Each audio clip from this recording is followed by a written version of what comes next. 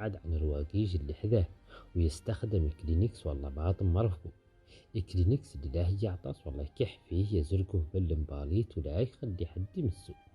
لين يعود حاس بالنازلة والله القاشوش والله ترتفع درجة حرارته يعزل راسه عن الخلق اللي معاه، ويتصل على رقم الطوارئ 1155 يدور يجبر أطباء يتحدثوا معاه ويعطوه النصائح الضرورية. مواجهة الفيروس كل حد يارته يشارك فيها بالتوعية والتزام توجيهات وزارة الصحة. نتمنى لكم السلامة والصحة في حفظ الله ورعايته.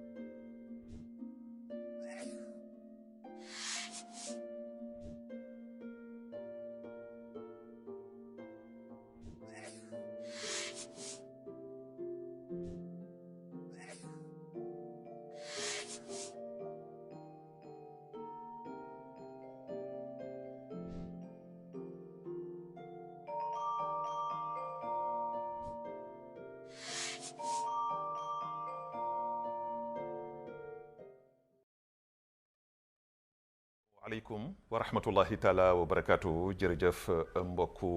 téléspectateur ak téléspectatrice bu télévision nationale El Mauritania ñu am mbégte am kontaante dellu soit ak yéen comme ni ñu koy defee saa su nekk su samedi jotee fukki waxtu ak benn war a jàkkaarloo ak yéen waxtaan ak yéen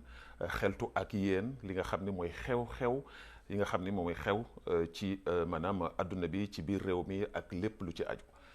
comme ni ma koy waxee ay bis yu yëpp ñuy jënn benn xew-xew rek moom moo am muy lii nga xam ne mooy mbas mi nga xam ne dugg na ci àdduna bi tey jii lëmbale àdduna bi indil jafe-jafe askan wi ba tax na loolu ñi nga xam ne nag moom lu dippee coronavirus ñu gën ko xam ci Covid 19 di mbas wala fii di ko wax moo waral tax tey jii semaine bu jot samedi bu jot ñu jàkkaarloo ak yéen war a waxtaan ak yéen li ci aju waxtaan ak yéen aussi tamit que xew-xew yi ak fi nga xam ni toll nañ fa. gannaaw loolu moo waral tax tey jii ñu invité ci sunu plateau ay kàngam ñu jëm ci wàllu wér-gu-yaram ci wàllu société civile bi ñu war a waxtaanee nag ak xew-xew yi nga xam ni moo fi am ay bis yu ñu jëm ki si jëkk moom mooy Seyni Gaye. Seyni di infirmière maanaam nekk fële nga xam ne mooy ca cardiologie mooy ki nga xam ne moo di faram-fàcceel li nga xam ne jëm na ci wàllu wér-gu-yaram sunu ñaareelu invité di Babacar Diagne nekk ci wàllu société civile moom tamit daan waxtaan ak moom ci lépp loo xam ni jëm na ci taxawaay ak lépp loo xam ni dana indi yokkute ak maanaam taxawaayu askan wi ba tax na kon mbokk yi tey jii seen émission bi nga xam ne moom la leen di amal ay bi si jot nekk na émission boo xam ne tey jii àdduna bi yëpp ñoo ngi koy toog di ko seetaan ndaxte njariñ li nga xam ne am na ci ngir sensibiliser maanaam askan wi waxtaan ak ñoom ndaxte li ñuy waxtaan tey jii dafa am solo ñu dooree ak soxna Seyni ñoo ngi lay nuyu. donc di wax bismillahi rahmani rahim di wax asalaamaaleykum wa rahmatullah di am contenté encore defaat ak yow émission bi. encore jàkkaarloog sama naataango di monsieur Diagne encore di wax rek ni comme nu woon rek comme que li nga wax ci xew-xewu jamono bi moo fi xew kon dañuy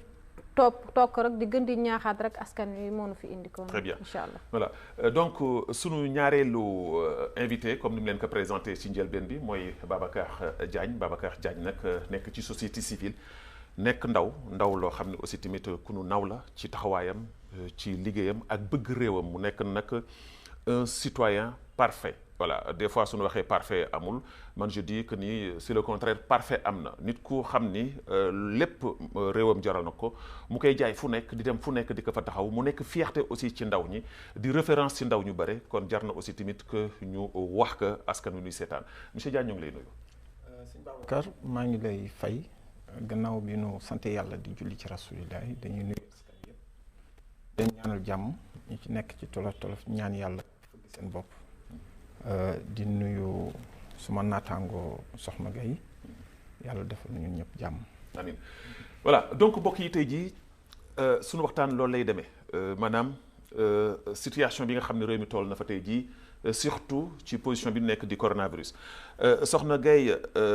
ñoo ngi ci tey jii lu toll ci weer ak maanaam fukki fan ak juróom wala fukki fan ak juróom lu kiy des tamit que barewul bi nga xamee ni coronavirus dugg na ci biir réew mi ak léegi mu nekk nag loo xam ni lëmbale na tiital na ñu bëre mais gis nañu ni tey jii réewu Mauritanie wax dëgg yàlla ñëpp ngay félicité Mauritanie ci taxawaayam ndaxte ba léegi fi ñuy wax ni juróom-ñaari cas la ñu am ci biir réew mi te juróom-ñaari cas yooyu am na kenn ku ci génn àdduna waaye am na lu toll ci ñett ñu ci wér ñoo ngi wax ni sax ni ci ñett ñi des yi am na kenn koo xam ni sax mën nañu wax ni wér na ba tax na loolu mu doon mbir moo xam ni ñu bëri ñoo ngi ciy naw di jël exemple ci réewu Mauritanie tey en tant que jigéen en tant que blouse blanche nekk ci wàllu santé di ci yëngatu yéen nu gën a placé pour xam li nga xam ni moo nekk ci situation bi ban jàngat nga ci am ak fu mu toll fii nii situation bi fan la toll. comme sëñ Babacar comme ni ñu ko waxee rek dañuy jërëjëfee di jaajëfee ñi nga xamante ne ñooy autorités yi ñoom ñi si kaw ñi nga xamante ne mooy wàllu ministère yi taxawaay buñ si taxaw encore nag dañuy dolli di remercier population bi ndax dëgg la ñu ngi sensibiliser woon ñëpp nu ngi di leen ñaax si affaire bi mais ñoom tamit am nañu collaboration moo tax déggoon nañu si lu leen wax nañ ko def donc ça veut dire que dañu respecter lii di confinement bi lii di daje yëpp doon ko respecter moo tax kon ça veut dire que ñoom xam nañ ni xeex bi du xeexu état kese xeexu population bi la te askan bi kon nu ngi si jàpp kon loolu dañuy remercier population bi ndax bu fekkoon dañu ñàkk respecter yooyu yëpp kon daanaka tey jii daanu raw fii. tout à fait. encore tam si jëkk teel encore lu ñuy wax rek comme autorités yi teel tëj frontières yi mais tam comme lu mu leen di ñaaxaat rek askan wi bu nu naagu surtout loolu surtout bu nu naagu. ndax bu nu xoolee rek ñun lu nu may chance teel nu jug ak tamit noo ngi jàngat si ñi nga xamante ne noonu gën a metti la boo xoolee lu tax ma ni du nu naagu boo xoolee Chine demoon na ba ni moom éradiqué na amatul mu naagu ubbi frontière am ba mu ubbee ci benn bis rek lu mu dugalaat kon noonu ak li ci dee li ci deewaat ak li ci amaat ci contamination bi kon damay wax rek population bi rek di leen dellu ñaaxaat rek nanu continuer woon xeex bi léegi mu jeex mais nanu jàpp fu nu jàppoon te bañ a xaati. tout à fait voilà mais taxawaay bi nga xam ni tamit que maanaam rafetlu nga ko muy taxawaayu nguur gi ci ni nu gérer maanaam pandémie bi mais juróom-ñaari cas la nu amoon fan la nu toll fu mu toll fi nii ñaar moo des benn ñett moo des ci fan la nu toll. comme ni nga ko waxee rek ñun lu gën a dalaat tuuti suñu xel mooy même 7e cas bi ngay wax barki démb du cas communautaire comme nun koy waxee. cas contaminé cas kii la. importé la. tout à fait moom dañ ko confiné woon. kon ba tey nu ngi dalalaat suñu xel tuuti ni confiné la bu fekkoon ci nga xamante ni ci cas yi nga xamante ni communautaire la nga xamante ni ci biir dëkk bi nga ko jëlee xamoo fu mu jóge woon boobu la doon gën a metti mais dañuy dellu santaat suñu borom ba nga xamante ne ci ñunu confiné woon ñi la te macha allah ñoom ñëpp ñu chaque fois nu ngi wax ñoom nu ngi ci dans les bonnes conditions seen kii mi ngi amélioré wu mais dafa fekk rek même bu la waxee tane na duñ la mën a gum yokkal tànk defal nu ko test final bi nga xamante ne din la wax ni la négatif na nu mën la wax ni la kii boole nañ ko suñu géeri mais boo xoolee ba tax suñu situation ba tey ak nombre de population mu am si juróom-ñaar dañuy delluwaat santaat suñu borom. est-ce que tey ji bokk nga ci ñi nga xam ni ñooy yëkkati seen kàddu souvent di wax ni Mauritanie presque gagné nañu xeex bi que war nañu waat bàyyi maanaam même suñu tëjee frontière ñu téye frontière yi ba tey mais ñu bàyyi nit ñi ñu jénn doxaat seen ay soxla doxaat seen activité est-ce que bokk nga ak ñooñu xalaat. non d'accord ma ak ñooñu parce que kañ ngay xamante ne kañ ngay wàccee sa arme booy dem si guerre dooni gagné naa te fekk yaa ngi beese arme te xamuguloo pour le moment pour man de man bu doon ubbi lii tant que ñi nga xamante ni confiné na leen mooy ñi nga xamante ni jàpp na leen pour xool saytu seen yaram est-ce que ñoom am nañ ko wala amuñu ko tant que ñooñu ñëpp a jeexul pour man waruguñu ubbi benn frontière. lépp daal duñ ko war a téye lépp daal nañ ko téye nun ko jàppee ni ba tey boo xoolee dëgg la metti na tuuti waaye ba tey noo ngi dund ana ku mu wàññil dara au contraire daf la aar nga aar sa njaboot yaa ngi dox sa soxla si waxtu ba nga ko waree dox yaa ngi toog si sa famille saafanteeg sa waa kër kon pour man daal tant que frontière rek yooyu tant que ña nga xamante ni mooy ñëpp ñu nu confiné ñu waxuñu ñooñu ñëpp a jeex na guerre bi jeexagul. voilà sëñ Babacar dégg nga li nga xam ni moom la Seyni wax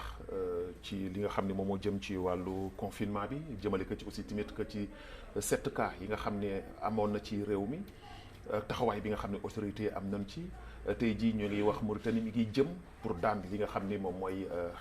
feebar bi di coronavirus di mbas mi. alors ban jàngat nga ci am en tant que société civile yow ngay sol sa daal di dugg ci roq-roqaan yi di dem di jógee askan wi nga ciy joué rôle boo am solo lan mooy sa jàngat ci loolu. jërëjëf sëñ Babacar laata mooy xuus loolu ci jàngat bi damay xaw mel lu sori tuuti ci ñoom ñi jàmbaar yi ñi nga xam ni ba mbir mi duggee ci réew mi ba léegi noppaluwuñu nelawuñu tooguñu lépp ci kàttanu yàlla ngir di ñu aar ak di ñu jàppale ak di ñu xamal li xew donc gàcce ngalama ñoom jàmbaar yi ci ñoom laay jëkkee bala may dem ci nguur gi ndax xëy na lépp ci ñoom la jóge mais ci ñoom laay jëkkee ñoom ay jàmbaar la ñu fa tabarakallah alors man jàngat bi ma ci am ñi nga xamante ni moo ci gën a doy waar ci li ma ciy jàng man mi nga xam ni maa ngi dugg ci biir nit ñi ba tey fi may wax ak yow nii di nga di gis ñoo xam ni dinañuy toog nga dégg seeni wax ba tey dese nañu am ngëm-ngëm ak lii ak mbas mii nga xamante ni muy sonalee adduna yépp am na ñoo xam ne ba tey dese nañ ci am ngëm-ngëm. ba tey gëmuñu ni ba tey dese nañ ci am ngëm-ngëm feebar bi am na. voilà te li ma lay wax nii du luñ may nettali. lu ma dégg la su ma noppi bopp. lu ma dégg la man toog wax ci débattre ci wax joo xam ne doo si sore lool ndax doo médecin waaye it am nga ay wax yoo ci mën a wax ñooñu. il faut ñu mën leen ñaax bu baax de question xuppe waaye di leen ñaax di leen wax lu bare ci mbir mi ñu mën a comprendre ni lii lu am la lu nekk ci biir réew mi la te lu ñu war a moytu la te kenn gañeegu ko non kenn gañeegu ko comme li soxna si wax léegi rek ndax laaj nga ko fi laaj bu am solo mu tontu ci lu am solo lu ma apprécier lool parce que du question kenn gañeegu ko sax ndax li ngay gañee da nga koy gis yow li ngay gañe da nga koy gis li nga xam ne xamagoo fu mu féete munoo wax ni gañe nga wala yow xamoo fu mu féete di ndax loo xam ne xamoo fu mu féete xamoo fooy taxawee mbañ la fa fekk moo tax tudd nga fi confinement bi ñu wax ni pour man gis nga askan wi dafa am loo xam ne dañ ko war a bàyyi xel jamono toll na foo xam ne tey bu ñu waxati àdduna nañu wax jamono ndax ci jamono lañ tolluwaay la jamono toll na foo xam ni kenn ku nekk ci ñun da nga war a def sa xel ni du fekkente ni amuloo benn itte boo xamante ni xam nga ni lii lu ittewu la da nga war a toog ci sa biir kër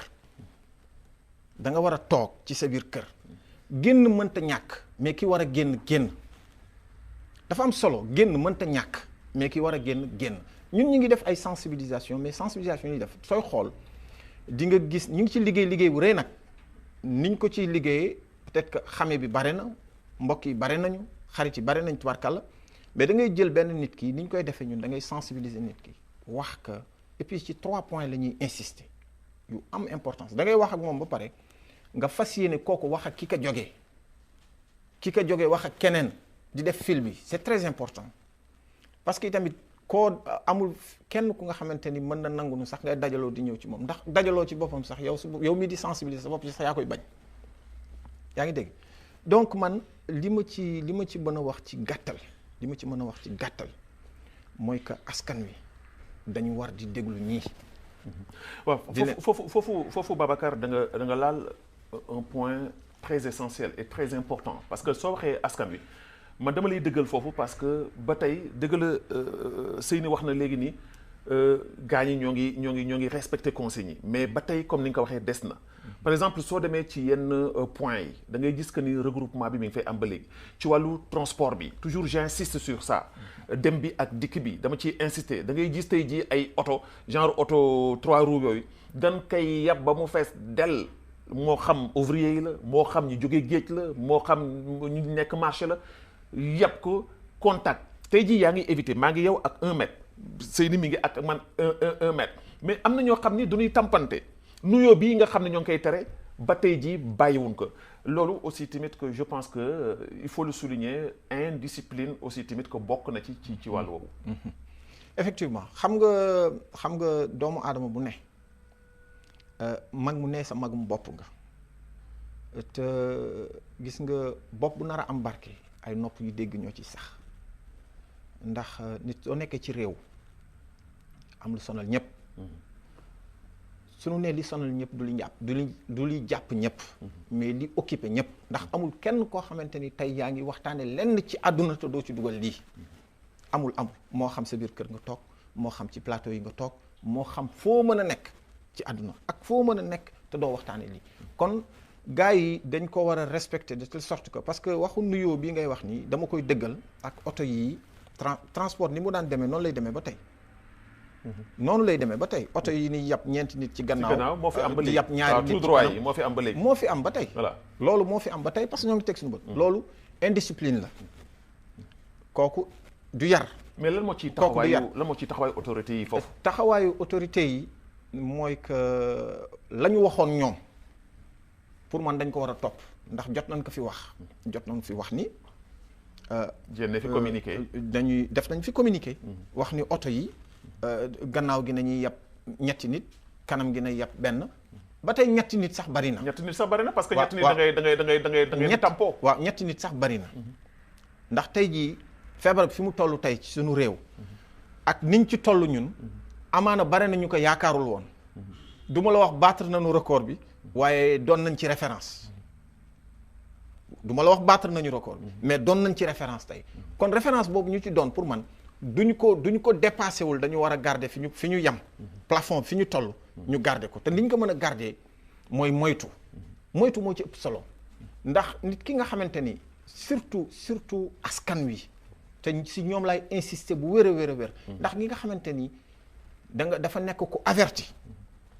lu bare dana ko xam te du ko dal mais askan wi nga xamante ni ñi nga xam ni dañuy génn bàyyi njaboot gi ci seen kër dañu war bàyyi seen xel ni li ñuy consignes yi médecins yi di joxe du ñu yegsee seen buntu kër yi bala ñuy dugg nañu laajte ndox laajte saabu raxas seen loxo yi ba mu set te doo duggee ci kër gi doo nekkee ku njaboot gi miin bala ngay bàyyi njaboot gi dal sa kaw da ngay dem nga summeeku nga jël yére yi nga soloon nga weer ka foo xam ni comme ni ko médecins yi di waxee nga weer ka fu tàng wala naaj foo xam ni au moins du bare lu lay topp loolu dañ ko war di bàyyi xel c'est très important loolu dañ ko war di bàyyi xel dañu war di ci insister. du si war a insister pour que message bi di gën a jàll. effectivement mais Seyni foofu nga xam ne junj na fa yéen a ngi ci wàllu santé tey jii si seen maanaam bérébu liggéeyukaay yi maanaam muy hôpitaux yi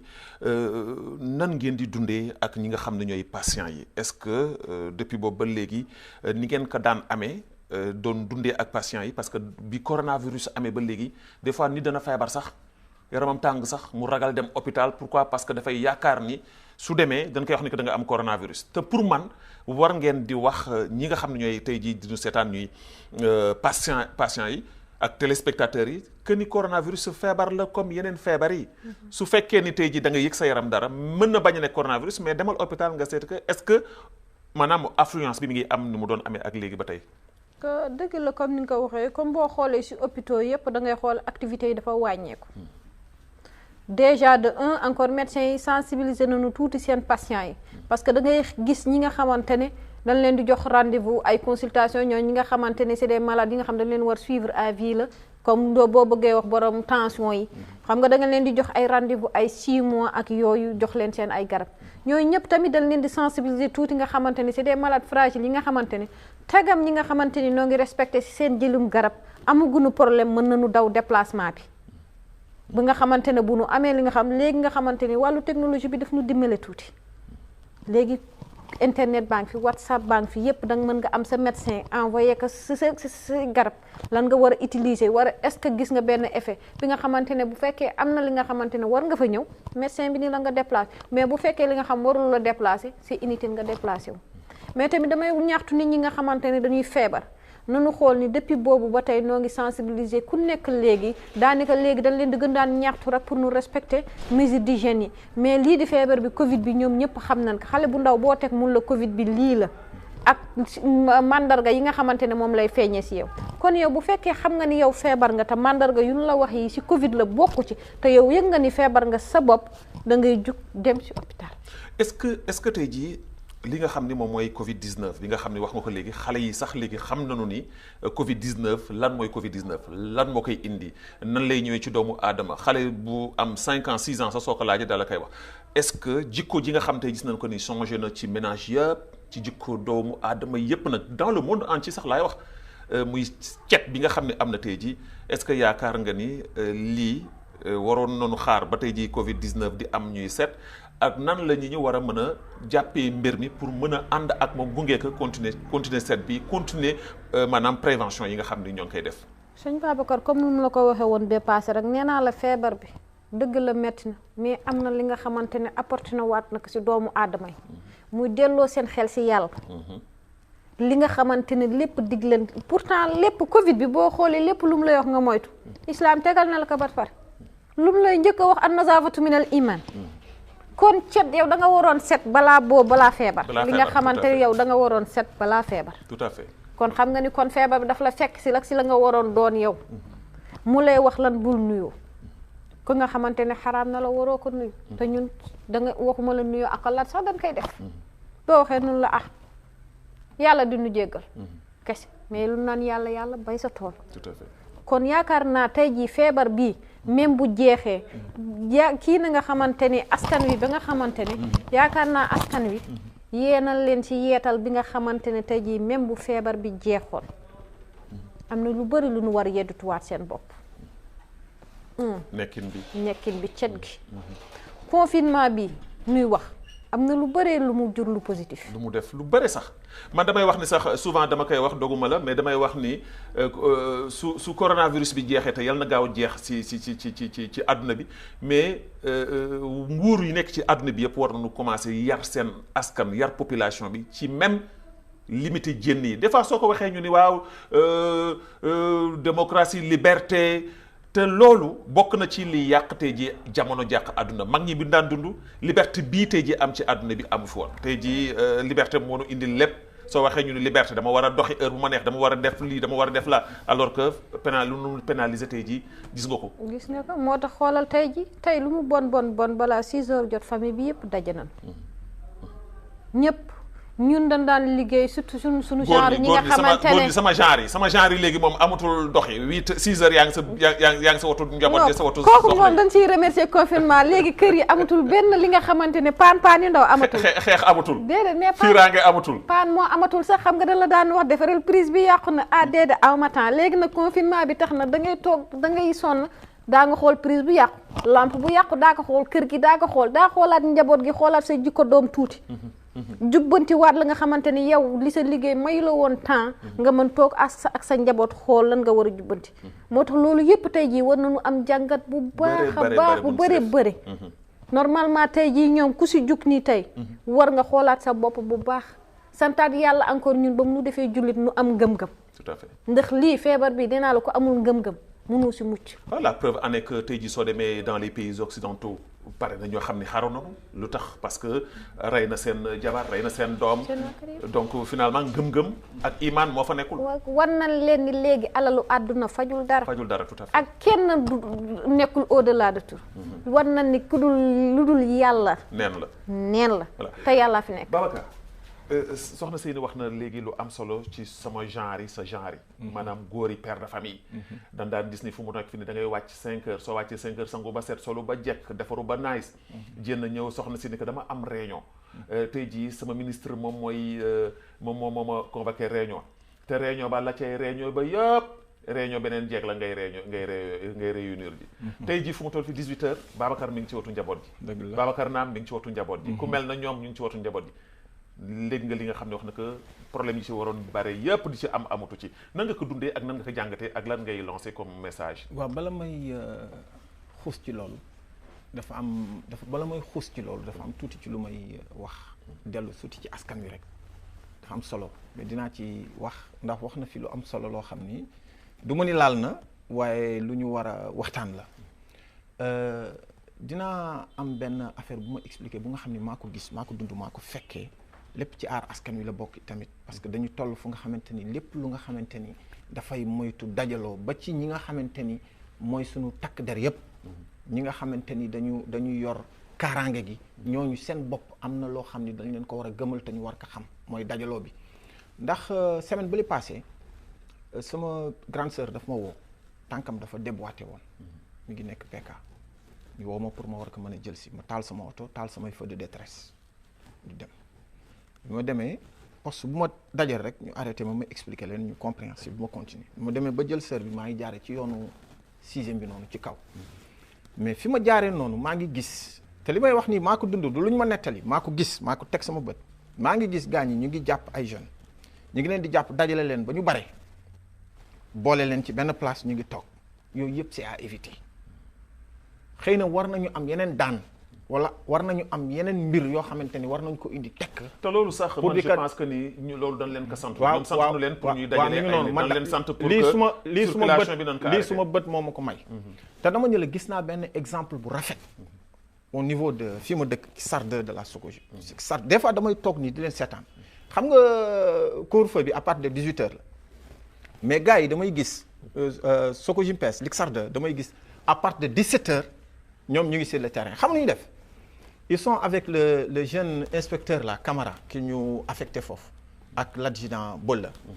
Bollawul Mohamed Labd ñoom dañuy génn suñu génnee da ngay gis ñu nekk seen oto ak policiers yi mais da ngay gis ñu gis nii ay jeunes taxaw mais da ngay gis ñu wàcc ñu arrêté wàcc woo boy waxtaan ak ñoom expliquer leen sensibiliser leen mu mel na ñoom li ñuy def sax dafa du ma ni sax du seen liggéey mais sant na leen leneen du lool mu wan la nit ñi li ñuy def ñu ngi koy def ak civilisation. Est-ce que comprendre nga fi ma waxee moom le jeune inspecteur day wàcc li ma lay expliquer nii keneen kooku laaj mu wax la ko au niveau de la Socogim parce que fépp lay wér au lieu que muy jël di leen dajale ak di leen jàpp da ngay gis mu fekk la ci buntu kër nga taxaw mu woo la ni la xool nga heure bi nangam expliquer la wax la ba tuddal la ci feebar bi ni la il faut éviter ça il faut nga moytu lii ba nga duggaat ba finalement léegi koo gis jeune bi si Socogim xam nga lu mu lay wax dafa naan la mën daal wax dëgg yàlla mënatuma sax taxaw ci buntu kër bi parce que les jeunes inspecteurs là dañ course nekkatu sax ragal daf ko rus parce que communication la. léegi dañ ko rus sax communication la. léegi dañ ko sax rus on ne veut plus sortir à cause de lui. parce que déjà moom ni muy waxee ak yow da nga koy mag mais mu wax ak yow noo xam ne yow da ngay dem nga ni waaw mais booy bi wàññi na ma genre communication boobu moom la sunu ñi yor sécurité bi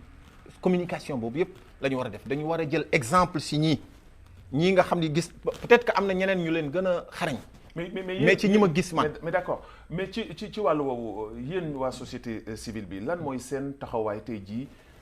est-ce que tey jii waru leen woon tey organiser wu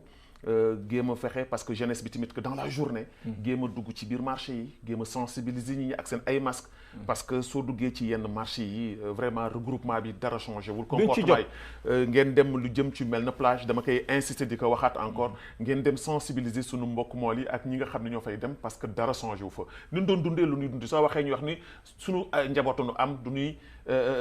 wut lu ñu dundalee sunu njaboot alors que soo amul wér-gu-yaram doo dundal njaboot dëgg la loolu ñun duñ ci jóg ñu ngi ciy dox ñu ngi ciy wax ak fu ñu mën a toll duñ ci jóg ñu ngi ciy wax ak ñun ci war a waxal parce que dafa am ñoo xamante ni lieu de rencontre boo gis rek am na ñoo xam ne ñoo koy jiite en général te ñun en général ñooñu la ñuy waxal parce que tolluñu fu nga xamante ni xëy na dañuy dajale ay nit di wax ak ñoom mais dañuy wax ak ñi nga xamante ni peut-être que mën nañu jàlle message yi gis naa ay jeunes yi nga xamante ni ils sont ici à la Socogim ñoom Adama Traoré et tout ça dañuy dajaloo nekk nombre yu baax ñu tasaaroo duñu nekk nag kenn dañuy tasaaroo fu ne dañuy jël ay ndox di ko séddale ci yenn zones yi jël ay vivres di ko séddale ci yenn zones yi te nekkul ne état moo ko joxe maanaam dañu jóg ñoom pour taxaw pour jàppale état ci li muy def xam nga yooyu yëpp ci xeetu sensibilisation la bokk ci xeetu dëj nit ki la bokk yooyu yëpp duñ ci jóg alors léegi damay jël benn brèche bu ndaw pour du ma ko tuddee tontu sax mais pour mottali sa kàddu tuuti ci par rapport ak li mu wax ci toogaay bi ci kër yi ndax man li ma ci jàngat ci loolu mooy que moom ñaari côté la xam nga nit ki tantôt di nga gis ku nga xam ni dina la wax ni ma ngay dem réunion ministre te réunion ministre la di nga gis ka nga xam ni ma nga lay wax ni mi ngay dem réunion ministre te du réunion ministre du dëgg te gis nga toogaay dina faj lu bari dina wàññi it lu bari dina faj lu bari ndax dina wàññi lu bari ndax tudd na fi ba wax ni saafonteeg njaboot geeg toog xàmmee njaboot geeg mën jubbante sa njaboot. mais en dehors de cette pandémie est-ce que tey jii jikko yi waruñu ko changer surtout ñun góor ñi est-ce que waruñu ko changer. gëm a gën a toog ci njaboot yi. gëm a gën a veiller éducation bi parce que soo liggéeyee ba 18h journée continue ba 18h wala 17h. soo wàccee wax dëgg yàlla mën nga may même su deen benn une heure temps sa njaboot. te loolu tey jii ñoo ngi koy gis mi ngi exister parce que ku dem ba 4h ba 17h lu mu la yàgg-yàgg da ngay gis oto yi nuy jëkkante ñëpp ñu ngi daw pour dem sa biir kër. dëgg la voilà ñëkk a jikkoo waroon nañ ko soppi bu yàgg laata ñuy wax Covid 19 bi wala laata mu fi ñëw ñëkk a jikkoo waroon nañ ko soppi bu yàgg. ndax àdduna ñetti dund la dund bi ngay dund ci sa vie professionnelle dund bi ngay dund ci sa vie amicale ak dund bi ngay dund ci sa vie de familiale. li nga xam ni famille bi moo ko moom da nga leen koy jox ba mu mat te ni nga leen ko war a joxe ba mu mat da nga koy teg sur les règles de l'art ndax nit ki doo demee liggéey ba wàcc war nga dal boo xamante ni sax yow li ñu lay jox nga lekk ka sax mu mën a rees d'abord. ndax diggante bu muy rees sax mën nga ci saafonte ak njaboot bi waaye gis naa ni am na ñoo xamante ni la ñuy lekk duñ sax xaar mu rees kon pour wax la ni la damay ñëw fekk si la ci li ngay wax yow damay ñëw fekk si la ci li ngay wax maanaam laata ñu doon wax waxu pandémie bii wala ñuy wax épidémie mën naa ni sax épidémie chez nous laata ñuy wax waxam sa njëlbeen sa la ñu waroon jikkowul lu rafet lii ndax mooy yoon soxna si wax na ko sànq l'islam moom la santaane lu l'islam santaane si ñun bala keneen dina ko sant ñun ñoo ko war a jikki. tout à fait. waaw ndax loolu awma ci benn werante. voilà madame Gaye madame Diop maa ngi jégalu voilà mais doo bañ Gaye bi parce que sa santu bàyyi la mais soxna si tey jii fu mu toll fi nii ci wàllu maanaam hygiène soo gisee ñëpp ngi jël ay matukaay dem naa sax ba ñuy wax ni. na ñëpp di def masque yi dans certains pays ñun suñu réew egguñu foofu parce que soo seetee xëy na danger bi taxukaa garaaw noonu nan ngeen di conseiller ñi nga xam ne ñoom ñoo nekk ñuy population bi muy man muy sama ay morom ci taxawaay bi nga xam ne war nañ ko taxawoo parce que ba tey aussi tamit que ci wàll woowu tamit que des na gis nañu ni li nga xam ne moom moo jëm ci discipline boobu nga xam ne war na tax nit ki mën a moytu ak ku ko jógee par exemple tey ji loxo yi ñu bëri bàyyi nañ ko dëgg la soo xoolee tey 75% bàyyi nañu joxe loxo te pourtant joxe loxo boobu ci diggante góor ak jigéen yàlla tere woon na ko mais nangu woon ko woon tey ji ñoo ngi koy def par force nasaraan yi ñoo ngi koy def par force mais nan la nit ki war a mën a taxawoo ci wàllu boobu bañ toujours di maanaam woyafal maanaam lii nga xam ni moom mooy Covid 19 bi di coronavirus bi di mbas mi est-ce que tey jii loolu duñ ci sax gën a aussi tamit ngeen sensibiliser yéen ñi nga xam ne yéen ay waa kër docteur ñu bàyyi joxante loxo bi parce que man gis naa ko ñoo xam ne ba tey ñu ngi joxe ay loxo gis naa ne fu mu toll fii nii da ngay gis koo xam ni maanaam su ñëwee ci biir këram mën na sax bañ raxasu day jël eau de javel bi rek def ci loxoom dem est-ce que yooyu yëpp tamit du ngeen ci yëkkati ay kàddu pour sensibiliser askan wi. waaw comme Babacar comme ni mu la wax rek mooy que askan wi dañu war a xam ba tey lu leen wax ñun duñu jóg si di leen ñaax mooy nanu distance bi nañu koy respecté ak li nga xamante ne lu ma waxoon la confinement bi tax na li nga xamante ne kuy génn xëy na si kër gi mag ñi si kër yi noo gën sensible ak xale yi te mag yaakaar naa demul dikkul ñun suñu mag daanaka ñoom si kër la ñuy teg ñun nooy dem ak di dikk kon ñii génn ak di dugg ñoom noo war a jël seen matukaay comme nu ma ko waxee woon rek borom kër bu demee ba dellu si lu mu war a def mooy njëkk a def mooy raxas loxoom ak saabu ba mu set wecc comme nu mu la koy wax si raxasin bi ak du tamas rek comme nun koy ñenn ñi defee yàkkamti rek ñëw rek def nii ndox mi rek ak saabu bi ni ko nii au minimum comme nu leen koy waxee chaque fois 20 secondes. saabu bi war na ko def sa loxo. sa loxo moom nga raxas au minimum 20 secondes. boo ko defee ba pare nga fomp sa loxo ba mu set dem simmi say yére say dàll si boppam boo ko mënee raxas nga tekk boo ko mënul nga tekk fi nga xamante ne du dugg nga dugg changer yére saafantoog famille bi tamit lu may njëkk a ñaax encore ci famille bi mooy am na ñi nga xam dañ naan confinement mais respecté wuñu distance bi si biir kër gi moo ñun ñëpp daal am na ñi nga xamante ne kër yu macha allah kër gu njaboot la. loolu moom soxna si kooku moom amul benn kër bu ko respecté. ñëpp ngi toog ci benn boolu añ ñëpp ñoo ngi toog ci di naan doo ataaye te li ci gën a garaaw mooy da ngay gis nit koo xam ne day jógee ca àll ba ñëw fekk nit koo xam ne xëy na sax mi ngi confiné ak njabootam toog ci biir kër demul fenn demul dikkul mu wër ko ne que fii moom mucc na mais ñiy jógee ci àll ba di ñëw te loolu tamit war ngeen ci wax mooy ñiy dem di jël seen tànk rek def ko na maanaam kenn xamul wax dëgg yàlla ñoo ngi ci confinement nanu toog seen kër yi mais da ngay dem indi yoo jël microbe ci àll bi dem indil ko nit koo xam ne mi ngi sacrifier boppam di confiné wu ak njabootam te booli si soo ñëwee ataaya ja kaas yi benn la kon ku nekk ak kaasam du kenn ku nekk ak kaasam ñëpp benn kaas bi lu ñuy naanee damay naan jox Seyni naan jox Babacar te loolu c'est grave. kooku lu may wax rek moom doomu aadama si boppam bi buy dem di seeti nit yi moom moo war am xelu toog ndax xam nga ñun dañu topp culture am na lu bëri lu ñuy daw ndax tey jii man bu fekkoon ni tey jii Babacar dafa ñëw sama kër ma ne ko Babacar raxasal sa loxo balaa ngay dugg wala man ko Babacar yow looy dox toogal sa kër bu subaa dootul daf may araamal bu ma gisoon si mbedd dootuma nuyu parce que daf naan ma waaw kii dama ñëw si këram gëmul yàlla xanaa ñàkk gëm yàlla mu toroxal ma tuutil ma voilà te fekk na demewul noonu te fekk du loolu yow dafay wut aar boppam tout à fait mais loolu la ñun doomu aadama yi loolu la duñ comprendre te lii ñuy sensibiliser ku nekk léegi macha allah télé yi ñu ngi sensibiliser ku nekk ci anam làkk bu nekk li nga xamante ne nàmp nga ka nga xamante ne buñ la ko waxee nga dégg amul dégguma français amul dégguma tubaab amul dégguma anglais làkk bu nekk lii ci tukulóor lii ci bambara bi lii ci naat lépp télévision yi journaliste yi ñoo ngi leen di jaajëfe si loolu yéen ngi sensibiliser tax di invité ay nit ñuy sensibiliser si làkk yëpp kon lu mu ko waxoon rek ñun ñii noo mën a aar suñu bopp ndax xeex bi lu ma lay wax rek xeexu askan wi la kon na ñëpp a jàpp bu kii jàppee fii kale jàpp fee nu jëm kanam mais bu fekkee soo dafay fekk nag mbooloo boo gis fukk yoo gis am na benn bu si dëddoo tout à fait ak bu dul dégg tëx loo ko wax du ko dégg munoo ko baab si lenn ba mu déggal ba mu dégg ko tant que gisul du gëm moom jikko africain la te ñun nag dañuy ñaan yàlla mu bañ gis ndax bu gisee ba balaa muy gëm fekk lu muy lor bari na wala mu lor boppam sax dootu ko fekkee voilà mais sëñ Babacar est-ce que tey ji jotul aussi tamit que yéen waa société civile ngeen sensibiliser nit ñi xamal leen ni leen c'est un moment boo xam ne tey ji nit ñi duñu war a jël seen ay matukaay toog parce que aussi tamit il est temps que les gens comprennent que ni l'heure est grave que nit ñi war nañu toog ci seen biir kër yi te bàyyi déplacement yi temps la maanaam jamono rek la day jeex ñu toog ci biir kër yi waaye su fekkee Babacar naam tey di wax ni non Babacar sama xarit la nanga war naa dem këram du fi jën fii nanu toog ci kër yi bàyyi aussi tamit ki di déplacer wu déplacement yu bëri parce que loolu mooy danger bi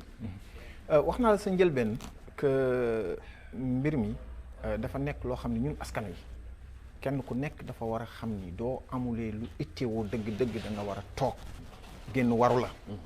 kenn ki war a génn dem su ittewoo mu dem xam nga wax naa ko sa njëlbeen waaye dafa am tuuti lu mooy laal fii tuuti xam nga dafa soxna si daf fi tudd bokk bool lekk ak bokk kaasu ataaya ak yooyu lu jafe la nga dindi ko xamul tax dafa am loo xam ni moom la ñu war a bàyyi xel xam nga la ñu war a bàyyi xel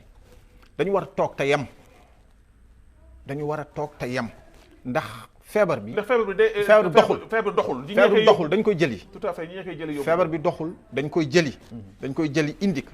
dañu war a toog te yem xam nga tey ji benn si suñu kër yi tey boo fa duggoon di joxe ay 40 plats wala 50 plats ndax am na ay kër yoo xam ne jël ay plats di ko dajale ku ne nga jox ko platam ak kuddam ak yooyu du sax am mënul sax nekk du am wala nga ni da ngay jël 64 kaasu ataaya teg ko kenn ku nekk nga naan balaa caa kaas yi jaxasoo munu kooku mënoo ci dara li am importance li ma mën a expliquer mooy di insister ci nit ñi nañu toog te yam ci seen kër yi loolu mooy dëgg nañu toog te yam bu jam waaw nga toog sa biir kër ndax itamit gis nga nit ki nga xam ni ma ngay aar boppam nga di ko xas seetlu ko ci lenn rek ki nga xamante ni ma ngay aar boppam lu ne ñu di ko wax wala lu ne nga di ko wax nga tëdd ba guddi ñu yee la ni la soo xëyee di nga mel na diw nga yàkkamti fajar jot kon diw moomu la gën dëgg la xam ndax dégg nga fi ma dégg naa la bu baax. ndax nit koy bañ la muy def naan lii la may wax su ma ñëwee si këram ak nangam ak nangam ak nangam kooku lu ne nga di ko yekk ci deram nga tëdd ba guddi ñu yee la nga ni soo xëyee di nga mel na diw nga yàkkamti fajar jot kon moo la gën loolu dëgg la. kon nit ñi seen bopp askan wi ci boppam ñoo war a bàyyi ci seen xel leen xam ni réew mi amul lu mu deful te itamit kaay ma expliquer leen bu ko nit ñi fàtte réew mi dañu jël ay mesures yu wóor looloo tax ñu toll fi ñu toll tey dañu teel a jóg waxuma dañu teel a yeewu dañu teel taxaw. moo si sax nelaw am na sax ñoo xam ni dañu xeeboon sax réew mi. mais parce que am na ñoo xam ne sax duñu doon wax ni non ñi duñuy autorités yi duñuy nëbb dafa am lu ñuy nëbb am na ñoo yeneen cas yoo xam ne ñu ngi circuler parce que réew mi nu jógee fii mënul am lii ñu am lii. dooguma la ci matukaay la am na ñoo xam ne dañ naan xam nga am na ñoo xam dañ naan réew mi dañu teel a yeewu. man du ma ni dañu teel a yeewu nelawuñu woon sax. par rapport ak mbir mi dañu sax nelawul woon ndax affaire bi ñoom fañ ko jëlee moo garaaw fiñ ko jëlee dafa garaaw donc ñoom nelawuñu woon dañu teel a xippi seen bët dañu teel a xool. dañu teel a xool et puis loolu askan wi moo leen maa ngi gis affaire bu ma apprécié ci wàllu vivre yi gars yi di joxe. maa ngi koy gis li ma ci gën a marqué mooy amul kenn ku naan diw lañ ko dénk bañ ko dénkee diw man jotuma nangam man militaire yi da laa gis ñu koy séddale. waaw loolu. militaire yi laa gis ñu koy séddale loolu c'est à saluer parce que soo xoolee Mauritanie depuis l'indépendance ba léegi li ni mel c'est la première fois. man bokk man laay wax ni ma gis ko. xëy na mënoon na am mais su doon am tamit que ni mu doon doxee du nii tey gis naa ni soldat sosu nga tudd. ni ñuy joxee dund bi moo xaw a garaaw. parce que tellement bien organisé ba nga xam ni amul buuxante. amul xëccoo. c'est clair ñi nga xam ne ñoom ñooy waa Tawazour ñeneen ñi nga xam ne ñoom ñoo ànd ak ñoom ñëpp ñoo ngi amee seen ay fiche kenn ku nekk yaa ngi ànd ak koo xam ne tey ji soo demee daanu xool est-ce que Babacar Sy la bokk wala bokku ci. effectivement su ko defee daanu bind liñ ci war a bind taxaw liñ ci war a taxaw ba nga xam ne buuxati du amu ci te li nga war a jot daa ko jot. mais c'est clair loolu moom vraiment c'est à saluer. te ñi koy bind du ñoom ñoo koy joxe. ñi koy bind dañuy ñëw jébbal. gars yi xool xam ànd ak yow te li ci gën a doy waar mooy duñ la jox ni la demal jox ki nga bindoon. dañuy ànd ak yow ba ci ki nga bind ñun la jox ko. c'est-à-dire dama ciy seede rek lu wóor ndax man yàgg naa taxaw ci man sama zone au niveau de la Sococim PS xëy na actuellement maa bàyyi booy yi ndax tamit am na foo xam soo fa tolloo da ngay bàyyi booy yi liggéey man lépp man lañ ko daan dénk man lañ ko daan jox képp ku xamante ne war naa am ci Sococim PS ci man la daan jaar mais am na foo xam soo fa tolloo da ngay bàyyi xale yi liggéey nga gunge leen nga buux leen nga xool leen ñuy liggéey mais ñu ngi def liggéey bu rafet. très bien soxna Seyni am na loo xam ni bëgg naa ñu wax ko ci wàllu maanaam santé bi ci wàllu wér-gu-yaram bi ba tey jii yéen waa santé amagu leen benn xalaat ak benn mbir moo xam ne ci lu jëm ci wàllu médicament vaccin paj mi nu muy doxee parce que adduna bi moom tas na de surtout réew tugal yi moom ñoo ngi jeex. comme nu mu la ko waxee rek tant que xamuloo li nga xamante ne lii moo ko indi munu koo am lu ko faj mooy rek na ñuy moytandiku dëgg la am na médicament yi nga xamante ne moom la ñuy traité symptômes yi moom la ñu yor te nu koy traité seen maladie nu ngi am kii waaye dafa fekk dañu nekk ci askan bi nga xamante ne tey am nañu yeew am nañu yeewul tey ji bu ma toogoon ni la tey traitement bii médicament temps lañ koy faje daa gis sama morom ba nga xamante ne am na ka sax te du woo appel dem xool lu mu garab yu nu wax yi mu dem jënd ji ko xamul sax mode d'emploi mu dem jënd ko di wax day prévenir moo tax ñoom traitement bi nga xamante ne moom la ñuy traité pour le moment c'est consacré uniquement pour médecins yi noo koy jël jox traitement yi ne am na traitement bu ñuy def ñoom moom la ñuy fajee seen maladie mais kenn du ko divulguer du tax mooy du question secret sax mais pour aar askan wi la ndax yaa ngi ko doon waxtaan yéen da ngay dégg ku ni na kinin bi baax na nga jël sangoo ko naan kon bu la waxee ni la garab bii moo koy faj da ngay dem pharmacie ba waaw te loolu sunu jikko la dem jëndi diw feebar na rek jaañ naan na lii wér na man war naa ko naan wér kon wax nañu traitement kii bi lii la kon dama koy jëndi kon moo tax ñun askan wi lu leen war a wax la mooy moyen de prévention yi mooy moytandiku cet gi raxas loxo yi respecter distance yi ak yooyu yëpp buñ ko defee incha allahu rabbi yàlla mën nañu aar ba feebar bi mu jeex ak jàmm ak salaam comme que tey jii noo ngi li nga ko waxee noo ngi si presque weer ak lu topp noo ngi yegg presque ñaari weer te yàlla mu ngi nu siy dimbale kon lu may ñaan askan bi rek fu nu téye woon nañ fa téye ba tey te bañ xaddi rek ndax nga wéree benn moo gën ngay xeex ak di delluwaat di xeexaat. tout à fait sëñ Babacar ñoo ngi jëm ci situation boo xam ni situation bu xaw a doy waar la ci wàllu bitim réew mais tey jii yow nan nga jàngatee maanaam doxalin bi ak façon bi parce que souvent du ñuy wax ni guerre scientifique la xam nga lu xew tugal su baree foofu su mettee rek day répercuté ci réewum Afrique yi surtout réew yi nga xam ni duñu nekk ci yoon di dem amuñu doole gis nañu tey jii guerre scientifique bi nga xam ne am na fa ci taxawaay bi nga xam ni moom la ñuy taxaw l'ancienne école et la nouvelle école kenn ku nekk di wane sama xam-xam kenn ku nekk di wane sa bopp nan nga koy dundee ak na ban jàngat nga ci am. man jàngat bi ma ci am du ma ci sore ñun dañu toll foo xam dafa am importance ba ñu ne Mali Ndiaye rek dañu tëj suñu frontières yi te taxaw dañu tëj suñu frontières yi te taxaw du ma ni nag suñu yoon nekku ci waaye benn kaddu rek laay tëj ci li nga ma laaj ni mooy li ko wolof di waxee rek bari tilla ak golo àndu la sa cokkeer wuti ba di sa ñàkk ab geenam mooy lan bari tilla ak golo àndu la sa cokkeer wuti ba di sa ñàkk ab geenam mooy lan ndax am na loo xam du demee ba sori nañu yem suñu tolluwaay te gannaaw yàlla def na ni tëj nañu suñuy frontière te yem fi te leer nañu lu fi dugg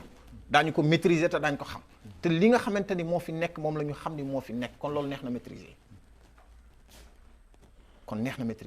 parce que wax nga sànq waxu ndax war nañu bàyyi frontières yi war nañu tijji frontières yi man askan bi nañ ma jéggal nag waaye damay wax rek pour lu leen aar man tijji yoon yi ñuy dem sax d'accord ma waxtu ma la yow sa frontière yi nga jëm ci biir dëkk bi biir dëkk bi man biir dëkk bi laay wax man biir dëkk bi tijji sax d'accord ma man d'accord ma tijji dëkk bi sax d'accord ma fa ñu yem daal lañ fa yem fi ñu toll nii bu mbiri ni paga pëng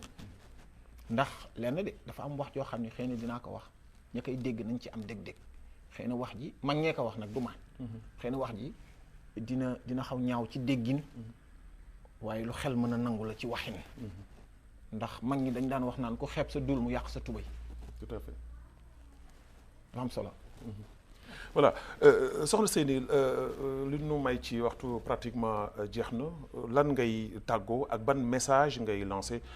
pour ñi nga xam ni ñoom ñoo ni seetaan ak population bi yéen surtout yéen ñi nga xam ne yéen nekk ci wàllu wér-gu-yaram. dëgg la comme ni ñu koy waxee rek ñu bàyyi di la jaajëfee trop am kontaante comme ni mu ko waxee woon defaat ak yow émission bi kontaante encore def plateau ak monsieur Diagne encore ça a été un honneur donc di wax rek di remercier encore sama famille nga xamante ne du si ñàkk moom ñun waa santé ñoom presque da naan amuñu kër te noo ngeeg ñu compréhensible si ñi nga xamante ni noonu ñuy gunge ànd seeg ñun kon dañuy def lu dul gërëm leen si di leen sant di gërëm encore ñi nga xamante ni mooy moom la ñuy liggéeyee suñu waa service waa bloc di def mention spéciale ak sunu major Mamadou Diom bi nga xamante ni moo tax presque may def émission yi donc di wax askan bi rek comme nu leen ko waxee rek nanu toppaat mesure d'hygiène yi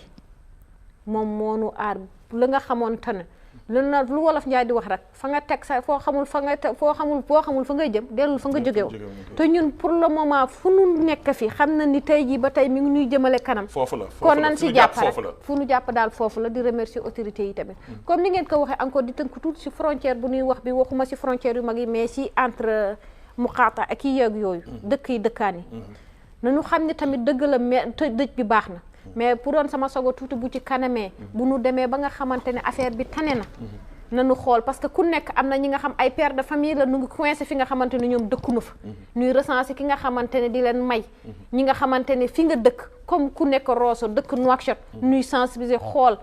def enquête sa famille fa la nekk nu may la nga ñibbisi comme côté boobu foofu laay waxee noonu leen di wax asalaam très bien alors sëñ Babacar émission bi jeex na lan ngay tàggu voilà xanaa di leen ñaanal jàmm di la ñaanal jàmm di ko ñaanal sama naataango di ko ñaanal askan wi yëpp di ko ñaanal it sama bopp mais di wax si ñaari mbir rek yu am solo benn bi ci askan wi la jëm benn bi ci suñu takk der yi mooy sécurité bi benn bi jëm ci askan wi mooy nañuy topp médecin yi ak consignes yi ñuy joxe ndax ñoom ñoo fi nekk ñoom lañu fi teg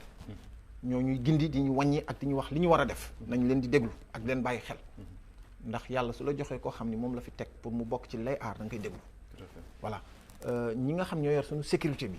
dama bëgg ñu bàyyi xel lenn ñuy def liggéey bi nga xamante ni comme li mu la waxoon sànq rek nañ ci góorgóorlu réew mi nguur gi war na wax ci loolu bu baax nit ñi niy jàpp di leen dajale te santuñu leen ko dañ leen ko war a wax ñu bàyyi ko te xëy na ñeneen mel nañu noonu mais nañu copier ñoom liggéey bi ñuy def commissariat yeeg poste yeeg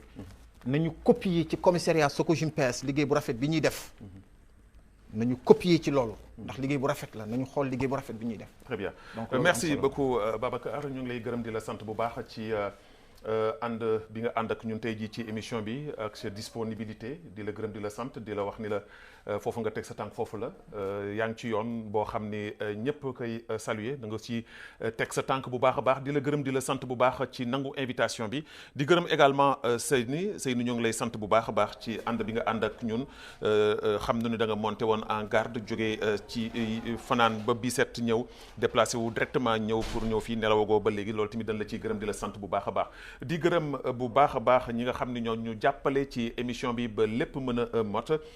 ki nga xam ni mooy Naha Mint Ahmed mi nga xam ni moo nekk fële ci wàllu son bi ki nga xam ni moo nekk fële ci script Mint Wahbin ul Mohamed Khouna ki nga xam ne mooy Sara Mint Hubeyn mi nga xam ne moo nekk VTR di gërëm El Kori ul Mohamed mi nga xam ne moo nekkoon ci wàllu caméra bi ak Lehbib ul Mohamed wàllu réalisation bi Ahmed ul Trah moom moo fa nekkoon di leen jox daje incha allah ci beneen émission naka samedi bii di ñëw di ñaanal ñëpp jàmm di ko ñaanal seen njaboot di wax rek ni saa su nekk yal na yàlla jàmm ci biir mi yàlla muccal nu muccal leen digal nu ci géeju xéewal wasalaamu aleykum wa rahmatullahi taala wa barakatuh.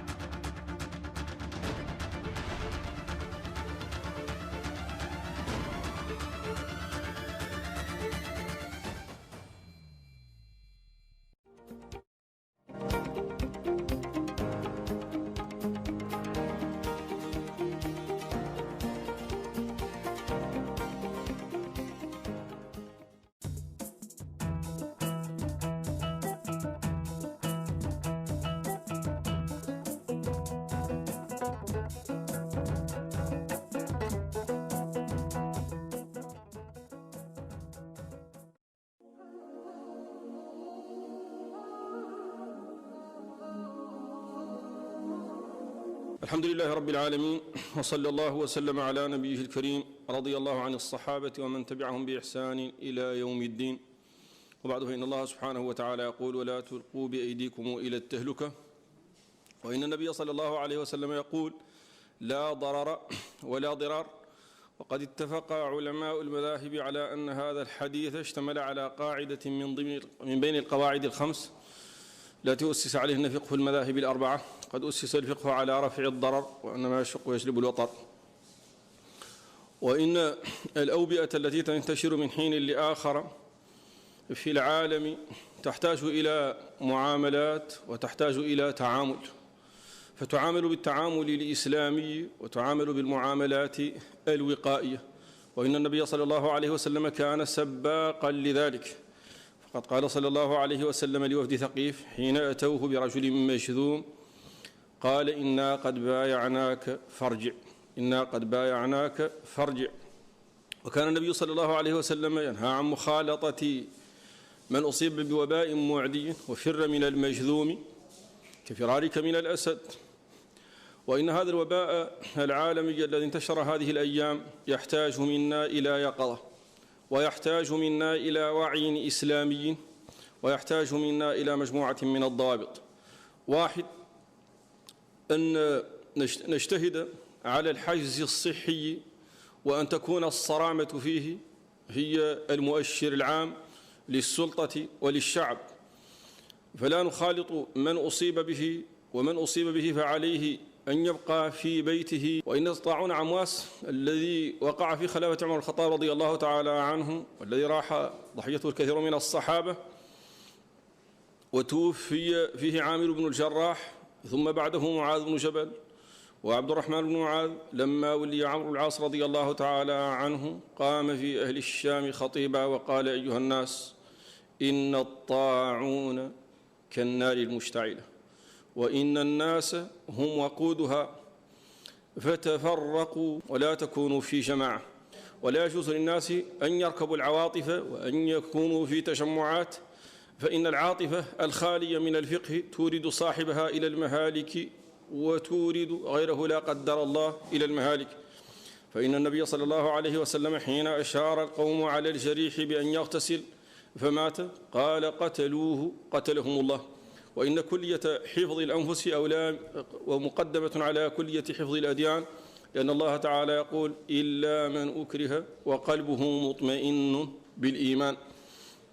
وإن الخطر إذا هدد الأنفس وصارت الأنفس منهم في خطر، وجب على الناس أن يتقيدوا بالضوابط. وإن الجماعات والتجمعات من اختصاص الحاكم العام، والسلطة التقديرية فيها للحاكم العام، وما أشار به الحاكم المسلم لا تجوز مخالفته. نسأل الله تعالى أن يؤمن بلدنا من الوباء، وأن يحفظ بلادنا من وباء كورونا، وأن يحفظ البلاد الإسلامية، وأن يمن على من أصيب به بالشفاء، وأن يزيح هذا الوباء عن العالم.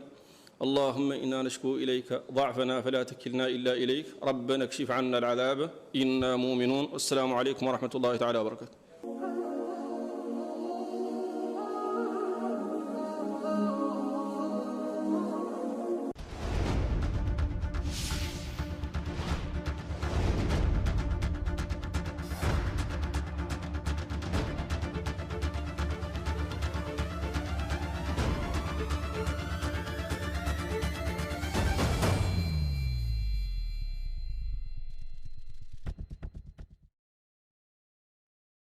بسم الله الرحمن الرحيم،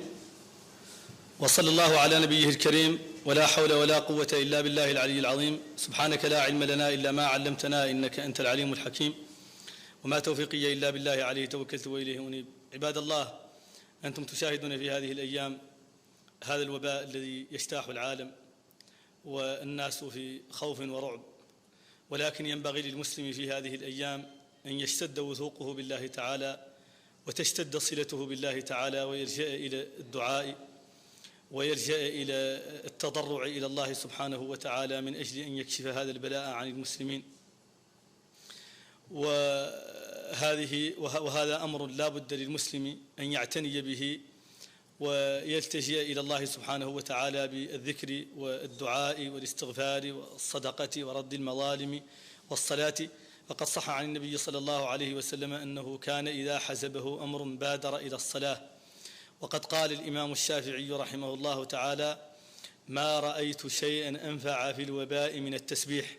فالتسبيح الله سبحانه وتعالى وتقديسه في هذه الأيام وتنزيهه وذكره مما يرفع البلاء عن الناس. والمسلم ينبغي له أن يكون واثقا بربه، وأن يعلم أن الله سبحانه وتعالى قد قدر الأشياء جميعا، وأنه أحاط بكل شيء علما، وأن ما أصابك لم يكن ليخطئك، وما أخطأك لم يكن ليصيبك. وعلى المسلم أن يأخذ بالأسباب ولا يعتمد عليها، فالعلماء نصوا على أن الأخذ بالأسباب واجب، ولكن الاعتماد عليها لا يجوز. فلذلك ينبغي لنا أن نأخذ بالأسباب